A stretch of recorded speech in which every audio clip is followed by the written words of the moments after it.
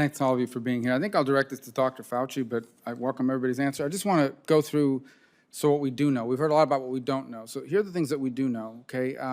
So SARS-1, we identified the host animal within 4 months. MERS, I believe we identified the host animal within 9 months.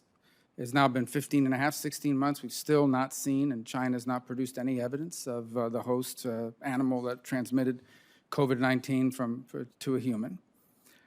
We know that China has a history of lab accidents. I think, Dr. Fauci, you answered Senator Graham's question. I think he phrased it as, has there ever been a pandemic that came out of a laboratory? And the answer was no. But we do know of outbreaks that came out of a laboratory. I believe back in 2004, 2 researchers in Beijing were infected doing research on SARS and led to an outbreak. China has a history of lab accidents. This outbreak happened in a city that happened to be the home, coincidentally, of a lab which we know is involved in extensive research. And what they do is they take this naturally occurring virus and they manipulate it and they change it to make it infectious to humans. We know that they do that there. They've published about it. And it also happened in a city, in a lab, where a Rutgers biosecurity expert raised concerns about its safety. And our diplomats in 2018 were cabling back to Washington expressing concern about the safety. So I take all those facts together, right? SARS, we knew the host in 4 months. MERS, we knew the host in 9. We still don't know the host for COVID, even though, and China's not being transparent about it, even though they have a vested interest in producing the host, so they can put all those down.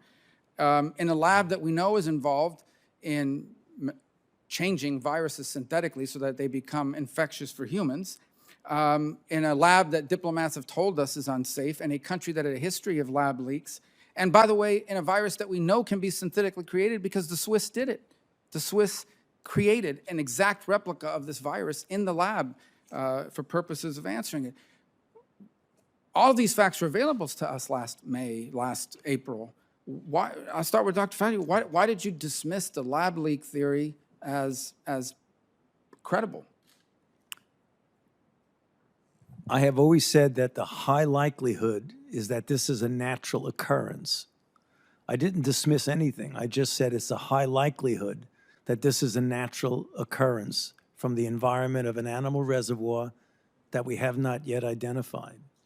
Well, and I still maintain that. But as I just mentioned in response to other questions, that since you don't know 100% about that, because no one knows, including me, 100%, what the origin is the reason why we're in favor of further investigation. Well, given everything I've just cited, and if anything I just cited is incorrect, I hope it'll be correct that I'm relying, obviously it's not my field of study, so I'm relying on what other experts have published.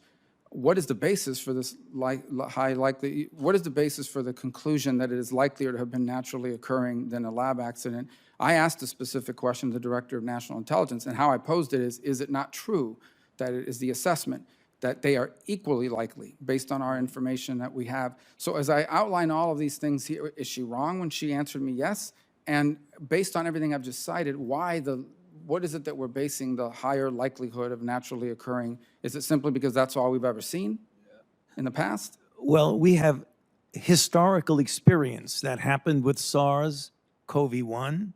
It happened with MERS. It happened with HIV. It happened with virtually all the influenza pandemics. So the historical basis for pandemics evolving naturally from an animal reservoir is extremely strong.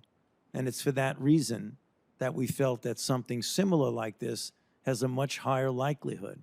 But again, getting back to what I said, and let me repeat so there's no lack of clarity in that, no one knows, not even I, 100% at this point, which is the reason why we are in favor of further investigation. But going back to precedent, the precedents require them to be similar. The difference between this one and that one is, as I said, 4 months we knew the host for SARS, 9 months we knew the host for MERS.